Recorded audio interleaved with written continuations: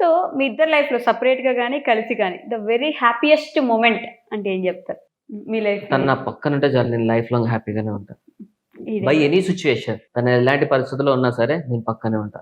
నేనుంటే తనకి ధైర్యంగా ఉంటుంది అంతే. ఈ డైలాగ్‌తో చాలు ఇంకా ఏమైనా సీరియస్‌గా లైఫ్ అంతా బ్రతికేస్తా తనతోటి అంతే. కానీ తినకంటే ముందు నేను ఇద్దరికి ఎక్కువ ప్రేమిస్తా. అంటే ఒకటి అమ్మని, ఇంకొకటి అన్నయ్య వాళ్ళ బాబుని. సో వాళ్ళిద్దరితో పాటు తను. ఈ ప్రపంచంలో నాకు బాగా ఇంపార్టెంట్ ఎవరు అని అడిగితే వీళ్ళ ముగ్గురు పేరే చెప్తా. ఇంకా మిగతా వాళ్ళంతా నథింగే నా ముందు. నథింగ్. సీరియస్‌గా. సో మీకేంటి? నాకు ముందు నుంచే మంచి లైఫ్ అన్ని హ్యాపీ మూమెంట్స్ ఉంది. మమ్మీతో ఎక్కువ ర్యాపో నాకుంది. మమ్మీ ఫస్ట్ అన్నమాట. ఎందుకంటే చిన్నప్పటి నుంచి తనతోనే కదా. సో తనతో ఎక్కువ హ్యాపీ మూమెంట్స్ ఉన్నాయి. ఓకే. బట్ ఇంకా తన వర్క్స్ షెడ్యూల్స్ మేము స్టడీ అని చెప్పి ఇంకా చాలా డిస్టెన్స్ రావడం స్టార్ట్ అయింది అనమాట. ఓకే. దాని తర్వాత వచ్చిన ప్రతి హ్యాపీ మూమెంట్ ఇంకా ఇంట్లోనే ఉంది. ఏం చేస్తారమ్మా? అమ్మ వచ్చి హాస్పిటల్లో చేస్తారు నర్సుగా. సో తనకి చాలా అసలు బిజీ టైం స్పెండ్ చేయాలన్నా చాలా కష్టము. లీవ్స్ అవి రావు కాబట్టి సో తినతోటి హ్యాపీయెస్ట్ అంటే బాగా గుర్తుండిపోయేది ఏమైనా ఒకటి చెప్పొచ్చు కదా మాకు? బాగా గుర్తుండిపోయిందంటే మా ప్రెగ్నెన్సీ కన్ఫర్మ్ అయిన రోజు చాలా హ్యాపీగా ఫీల్ అయినా అట్ ద సేమ్ టైం భయం వేసింది. మేము అసలు ఎక్స్పెక్ట్ చేయలేదు, ప్లాన్ చేయలేదు ఇలాంటి వాటి కూడా ప్లాన్ చేసుకోవాలని చెప్పి. బేసిక్గా బయట ఎలా అంటే ప్లాన్ చేసుకోవాలి, లైఫ్ లో సెటిల్ అవ్వాలి, సెటిల్ అయిన తర్వాత అయితే బాగుంటది లైఫ్ అని చెప్పి అనుకుంటారు. బట్ మేము అదేమో ఫీల్ అవ్వలేదు. ఎందుకంటే మాది వెల్ సెటిల్ ఫ్యామిలీ, ఈయనది వెల్ సెటిల్ ఫ్యామిలీ. ఈయన బాగానే సంపాదిస్తున్నారు, దేనికి టెన్షన్స్ లేదు, లైఫ్ బాగా నడుస్తుంది. బేసిక్ గా ప్లాన్ ఎప్పుడు చేస్తారంటే మనకి బతకడానికి ఇబ్బంది ఉంది, మనతో ఇంకో పర్సన్ ఆడితే వాళ్ళు ఎలా చూసుకుంటాం అన్న భయంతో ప్లాన్ చేసుకుంటారు లైఫ్ ని. బట్ నాకు అలాంటి భయం లేదు, ఇంకా చాలా ట్రస్ట్. ఈవెన్ ఏమీ లేకపోయినా అలా చూసుకుంటాడని చెప్పి నాకు చాలా నమ్మకం. ఇలానే జీవితాంతం నన్ను నమ్మునానా ఈ పక్కనే ఉంటా. నాకు కూడా కొంచెం ఫ్రీడమ్ ఇవ్వు అప్పుడప్పుడు. నేను లేకపోయినా ఇంట్లో వాళ్ళు ఉంటారు. సో ఎలా చెప్పారు ప్రెగ్నెన్సీ కన్ఫర్మేషన్ తనకి? ఫస్ట్ నేను ఇలా చూసుకున్నాను అనమాట. ప్రెగ్నెన్సీ కిట్ చూసుకున్న తర్వాత నాకు భయం వేసింది. ఆ రోజు మేము ఎక్కడికో వెళ్తున్నాం అనమాట. వెళ్తున్నాము, ఈయనకు వచ్చి చెప్పిన అనమాట, ఏంటి ఇట్లా అయింది అయింది అంటే ఎట్లా అయింది అని అంటున్నాడు. అంటే అప్పుడు లేదు ఇలా ప్రెగ్నెన్సీ కన్ఫర్మ్ అయింది అంటే ఒకటే అన్నాడు ఆయన. అయితే ఫస్ట్ ఆయన నోట్ల నుంచి వచ్చిన మాట ఇదే, నీకు ఇష్టమైతే నువ్వు చేసుకో, నీ కెరియర్ కి నీకు ప్రాబ్లం, నా కెరియర్ ఇక్కడితో ఆగిపోతుంది అని నీకు మనసులో ఏమైనా ఉంటే నువ్వు లేదు వద్దు అని ఆపుకో, నేను ఎవరికి చెప్పను కూడా, మా ఇంట్లో కూడా చెప్పను, నీ మనస్ఫూర్తిగా నీకు ఓకే అయితే చెప్పు అన్నాడు ఆ రోజు. ఇప్పుడు ప్రేమించింది అర్థం చేసుకోవడానికే కదా, అర్థం చేసుకున్నా. తనకి ఫ్యూచర్ లో ఏమన్నా ఛాన్సెస్ అలాంటివి ఇలాంటివి, నాన్న నాకు నువ్వు ఉన్నావు, ఇంతకు ముందు ఇన్స్టా వద్దు వాడద్దు అంటే వాళ్ళ ఇంట్లో వాళ్ళతో కూడా గొడవ పడుతుండే, వీడియో చేయకు ఎందుకు అవన్నీ అని. వాళ్ళ ఇంట్లో కూడా సపోర్ట్ చేసి స్టార్టింగ్ లో సపోర్ట్ చేసి కొన్ని బ్యాడ్ కామెంట్స్ వల్ల వద్దు చేయకమ్మా మానే అని వాళ్ళ ఇంట్లో వాళ్ళు కూడా చెప్పారు. నేను అస్సలు రీల్స్ చేయడం ఆ పని, యాక్టింగ్ అంటే నాకు చాలా ఇష్టం. యాక్టింగ్ జోలికి వస్తే నేను అసలు ఎవరిని వద్దంటాను. అలాంటి మనిషి ఇప్పుడు నాకు వద్దు నాన్న నువ్వే ఉండు చాలు, నేను ఇప్పుడు మానే అన్నా కూడా మానేస్తుంది. రాసుకోండి, మంచిగా రాసుకోండి, రేపటి నుంచి వీడియోస్ రావు, ఇన్స్టాని డిలీట్ చేసి అంటే కూడా డిలీట్ చేస్తుంది. మమ్మీ వాళ్ళు చెప్పారు వద్దు, స్టడీ చాలా నెగ్లెక్ట్ చేస్తున్నావు, షూట్స్ అవి వద్దంటే చాలా గొడవ పెట్టుకుని వస్తుంది. నాకు యాక్టింగ్ ఇష్టము, దాని తర్వాత ఎవరైనా నువ్వైనా సరే అని చెప్పేసి మా మమ్మీతో చాలా గొడవ పెట్టుకున్నా. యాక్టింగ్ ఎప్పుడైతే ఆపేస్తానో అప్పుడు నేను ఉండను, నాకు అవసరమే లేదు ఎవరితోని, ఇంకోసారి యాక్టింగ్ ఆపేయండి సూసైడ్ చేసుకుంటా డైరెక్ట్ అని చెప్పేసి చాలా నిజంగా యాక్టింగ్ అంటే చాలా ఇష్టం తనకి. చాలా గొడవ పెట్టుకున్నాను. ఇంకా మా మమ్మీ ఫిక్స్ అయిపోయింది మెంటల్, అమ్మో ఇది ఏదో చేసుకునేలా ఉంది, దాని రోజుకి ఏదో కూడా యాక్టింగ్ విషయంలో అని చెప్పి అప్పటి నుంచి ఏమనలేదు. అంత పిచ్చి ఇష్టం యాక్టింగ్ అంటే నాకు. ఎందుకంటే నాకు ఎందుకు చిన్నప్పటి నుంచి యాక్టింగ్ అనేది చాలా ఇష్టము. చిన్నప్పటి నుంచి సావిత్రి గారి మూవీస్, సౌందర్య గారి మూవీస్ ఎక్కువ చూసేదాన్ని. వాళ్ళ యాక్టింగ్ చూసి ఎంత బాగా చేస్తున్నారు, వాళ్ళ మంచి నేమ్ తెచ్చుకోవాలి ఇండస్ట్రీలో అని చెప్పి ఇంకా నాకు అలా వచ్చేసింది యాక్టింగ్ చూసి చూసి. వద్దురా, నా కంగారు పడకు, వద్దు, నీకు రాదు, వదిలే. ఎందుకంటే బేసిక్ గా మంచిగా చేసే వాళ్ళకి ఎప్పుడూ రాదు, లేట్ ఛాన్సెస్ లేట్గా వస్తాయేమో మేబీ. చిల్లర చిల్లర చేసుకుంటే సెకండ్స్ లో వెళ్ళిపోవచ్చు ఇలా ముందుకి. చేయాలంటే నేను ఎప్పుడో టాప్ లో ఉండేదాన్ని, బట్ ఇంకా నార్మల్ గా ఉంది అంటే యాక్టింగ్ వల్లే. ఇక ఆఫ్టర్ డెలివరీ తర్వాత యూట్యూబ్ ఛానల్ స్టార్ట్ చేస్తున్నాం. అందులో ఒక డైరెక్ట్ గా చిన్న చిన్న వెబ్ సిరీస్ మేమే తననే స్టార్ట్ చేస్తాం. తనని తనే ప్రూవ్ చేసుకోవడానికి. ఇంకా మనకి ఎవరు ప్రొడ్యూస్ చేయాల్సిన అవసరం కూడా లేదు, మనమే చేసుకుంటాం ప్రతిదీ. అలా ఆ రోజు ఆ ఈ మాట స్టోరీ కావాలంటే స్టోరీ నాదే, అన్ని ఆపే. మనమే ఇస్తాం అలా. ఓకే, ఎందుకు నా ఇక్కడ గొడవ పడుతున్నావు? మేమంతా డామినేట్ చేయాలి, Hmm. అది పట్టించుకోలేదు. ఆ రోజు ఆయన మాట చెప్పిన తర్వాత నాకు అప్పుడు అర్థమైంది అనమాట. ఓకే, నాకున్న ఇష్టాలకి ఆయన అంత ఇంపార్టెన్స్ ఇచ్చినప్పుడు నేను ఎందుకు ఆయన ఇష్టాన్ని వద్దనుకోవాలి.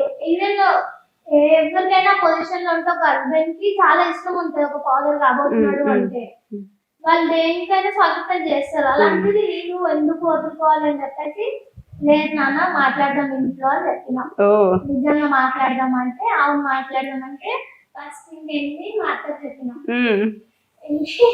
నేను నిల్చొని ఉంటాను అంతే, ఏం చెప్పిండు. అమ్మ నువ్వు నాని కాబోతున్నావు అంటే ఏం రా నాని కాబోతున్నావు నాని ఇలా చూసాను మా ఇద్దరిని. మీకు ఓకేనా ఇద్దరికి అనేసి అన్నారు. ఓకే అంటే ఇంకప్పుడు అందరు ఓకే అని చెప్పేసి తర్వాత మా మమ్మీ వాళ్ళకి చెప్పినాం. ఇంకా మమ్మీ కూడా ఓకే పర్లేదు జాగ్రత్తగా ఉండాలి, కాకపోతే అంటే ఇంకా ఎవరేమో అబ్జెక్ట్ చేయలేదు. అందరూ అర్థం చేసుకున్నారు. అది హ్యాపీయెస్ట్ మూమెంట్ బాగా మా లైఫ్ లో ఎక్కువ హ్యాపీగా అయింది అది ఒక సిచ్యువేషన్. అదే చాలా ఇప్పుడు అంటే చాలా లైఫ్ మొత్తం హ్యాపీగానే ఉండాలనుకుంటున్నాం మేము అంతే. ఉండాలనుకుంటున్నా. సో మీరు హ్యాపీగా ఉండాలనుకుంటున్న ఈ క్వశ్చన్ మామూలుగానే హ్యాపీ అనగానే ఆపోజిట్ కూడా అడగాలి కాబట్టి, అవును, the saddest part or moment ఏదైనా నేను చెప్పనా? చెప్పండి. నేను స్మోక్ చేస్తా, తనకి నచ్చదు. సో ఆఫ్టర్ డెలివరీ తర్వాత నుంచి నేను అది మానేస్తాను సీరియస్ గానే. నమ్ముతున్నారా? నమ్మాలి. సీరియస్ గానే, ఎందుకంటే తన గురించి కాకపోయినా ఇప్పుడు వచ్చే వాళ్ళ గురించి కూడా ఇబ్బంది పడకూడదు. సో వాళ్ళు మనల్ని చూసి ఏదైనా నేర్చేసుకుంటారు ఈజీగా. సో వాళ్ళ ముందు మనం అలాంటివి ఏవి చేయకూడదు, మంచి పేరెంట్స్ ఉండాలి అని చెప్పి అనుకుంటున్నా. సో నా లైఫ్ లో అదొక్కటే బ్యాడ్ హ్యాబిట్, ఇంకేది లేదు. సో అది మానేద్దాం మీరు ఏం అనుకుంటున్నా. ప్రామిస్ చేస్తున్నారని అడగలేదు. మీ లైఫ్ లో సాడెస్ట్ మూమెంట్ సాడెస్ట్ మూమెంట్ అంటే తనకి నచ్చకపోవడమే అది. నాకు నచ్చింది తనకి నచ్చకపోవడమే అది. ఓకే, మీకు ఆ, నాకు సాడెస్ట్ మూమెంట్ అంటే పెద్దగా ఏమీ లేవు. ఎక్కువ అంటే ఇంకా చిన్నప్పటి నుంచి నార్మల్ గా చూస్తున్నాం ఫ్యామిలీ ఇష్యూసే. ఇక చిన్నప్పుడే ఎక్కువ మా మమ్మీ డాడీ సపరేట్ అవ్వడమే నా లైఫ్ లో పెద్ద సాడెస్ట్ మూమెంట్. ఓకే, కానీ ఇంకా అది కూడా ఓవర్కమ్ చేస్తాం. మమ్మీతో ఉండి మమ్మీ బాగా చూసుకునేవారు, ఇక నాన్న గుర్తు రాకుండా బాగా చూసుకునేవారు. బట్ తర్వాత నాన్న కూడా అసలు నాన్న ఇంకా మాట్లాడు మాతో అంతే అని అంటున్నాము. ఆయన కూడా మాట్లాడడము, మాతో మింగిల్ అయిపోవడం, మళ్ళీ ఇప్పుడు బాగుంది. అలా మళ్ళీ హ్యాపీ. ఇలా మమ్మీ కూడా మస్తు ఉంటుంది తెలుసా, మీరు చూడలేదు కదా. బాగుంటుంది మా అత్తనే, సీరియస్ గా అత్త కదా. తినకి మీరు ఇచ్చిన గిఫ్ట్ తనకి బాగా గుర్తుండిపోయింది ఏంటి? అసలు ఏమైనా ఇచ్చారా? అసలు గిఫ్ట్ ఇప్పటి వరకు నేను గిఫ్ట్ ఎంతవరకు అంటే బర్త్డేకి అసలు నాకే చాలా గిఫ్ట్ ఇచ్చింది. చైన్ ఏవేవో ఇస్తుంది, బట్ నేను ఏవే వేసుకోను. అన్ని ఇప్పిస్తుంది, బట్ నేను ఏం చేయను. నేను ఇప్పటి వరకు ఏమి ఇవ్వలే. చూడు ఫీల్ అయిపోతున్నారు. ఎందుకు లైఫ్ లో నీతో ఉంటాను కదా, అదే పెద్ద గిఫ్ట్ నీకు. అరే 69 మందిని నేను దాటుకొని నేను నీ దగ్గరకు వచ్చి నీ దగ్గర స్టక్ అయిపోయినా. చెప్పుకోవాలి కదా మన గురించి అందరూ. సో చూస్తున్న అమ్మాయిలకు కూడా మంచిగా అరే ఈడు మావాడేరా ఫీల్ అవుతారు కదా కొంచెం అలా. మరి ఏడవాలి, వాళ్ళని ఏడిపించడానికే కదా నీతో ఉంటున్నా లైఫ్ లో. మరి అలా నీ మీద ప్రేమతోటే ఉంటున్నా. కొట్టుకోండి కాసేపు కొట్టుకోండి. వాళ్ళు ఇంటికి వెళ్ళినాక కొట్టుకుంటావు, ఎలాగో జరిగేది అదే రోజు. అమ్మ నాకు పొద్దునే లేచి కాఫీ కాకపోతే పిచ్చిలేస్తుంది సీరియస్ గా. పొద్దున ఇదేమో లేగదు, నేనేమో లేపలేను. లేగే 7 గంటలకి స్టార్ట్ చేస్తే 7 నుంచి స్టార్ట్ చేస్తే మీరు 11కి లేవండి, అప్పుడు వస్తుంది కాఫీ. అలవాటు లేదే, నేను ఎర్లీ మార్నింగ్ 7 కల్లా లేచేస్తా. బట్ ఎట్లా మ్యాచ్ అయిందో ఏమో తెలియట్లేదు అంతే. ఆపోజిట్ పోల్స్ అట్రాక్ట్ ఇచ్చారు. సో ఏం గిఫ్ట్స్ ఇవ్వలేదు, తను మీకు చాలా గిఫ్ట్స్ ఇచ్చారు కదా. సో ఇప్పుడు ఒక చిన్న గిఫ్ట్ ఇద్దరు, కిస్ చేయమంటారు ఏంటి? పర్లేదు, మీ ఇష్టం. అది ఒక క్యూట్ స్వీట్ లవ్ ప్రపోజల్ కావాలి. రోజు ఇస్తూనే ఉంటావు కదా నాన్న, మళ్ళీ ఏంటి కొత్తగా ఈరోజు కొత్తగా ఏదైనా ఇవ్వాలి అంటావా? ఇవ్వాలి ఇవ్వాలి నీ ఇష్టం, నీకు ప్రపోజ్ చేయాలి ఇవ్వాలి అంట. తనే బేసిక్గా ఏది అడగదు, నేనే ఇచ్చేస్తా, అర్థం చేసుకుంటా కదా. చేయండి ఇప్పుడు కూడా. బేసిక్గా ప్రపోజ్ చేయడం రాదు.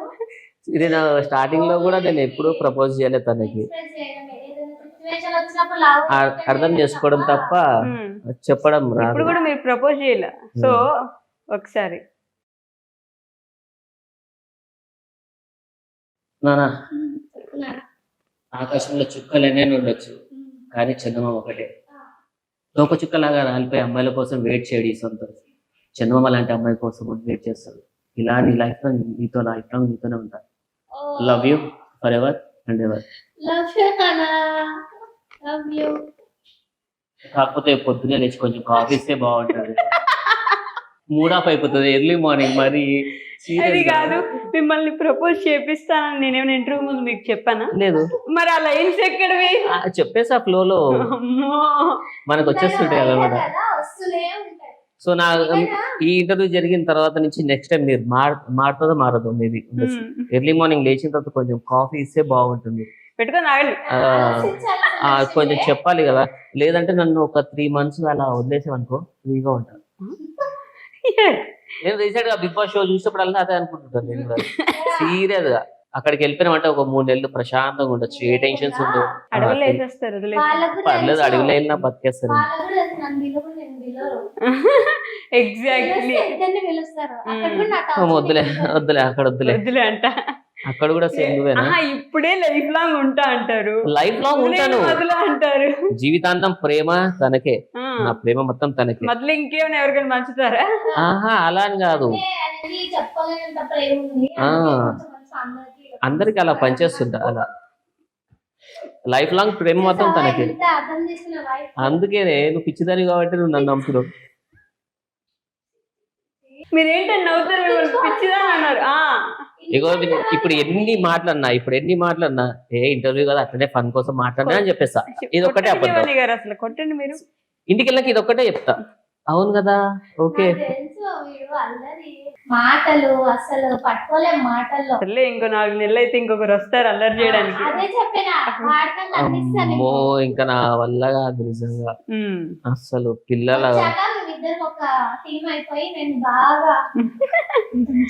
ఇన్స్టాగ్రామ్ ఫ్యామిలీ మొత్తానికి ఏమైనా చెప్పాలనుకుంటున్నారా? కొంచెం బ్యాడ్ కామెంట్స్ పెడితే పెట్టుకోండి, బట్ కాకపోతే కొంచెం చూసి పెట్టండి. ఎందుకంటే దానివల్ల ఫ్యామిలీ సఫర్ అవుతుంది. వాళ్ళు పెడితే మనకేం కాదు, మేము అర్థం చేసుకుంటాం, అరే సొసైటీలో ఇట్లా ఎవరంటే పెట్టేస్తుంటారులే. బట్ అవి చూసి వేరే వాళ్ళు కూడా నేర్చుకుంటారు, దానికి చెడుదారిలో వెళ్ళడానికి వాళ్ళే సహకరిస్తున్నారు అలా. సో దానివల్ల ఏం చెప్పలేకపోతున్నాం. ఇప్పుడు ఎలాగో మళ్ళీ యూట్యూబ్ ఛానల్ స్టార్ట్ చేద్దామని, ఆఫ్టర్ డెలివరీ తర్వాత యూట్యూబ్ ఛానల్ స్టార్ట్ చేయాలి. సో మళ్ళీ చెయ్యాలా వద్దా అని ఒక డైనమాలో పడిపోతున్నాం. ఎలా అంటే అందరూ పిచ్చి పిచ్చిగా కామెంట్స్ పెడతారు అనమాట.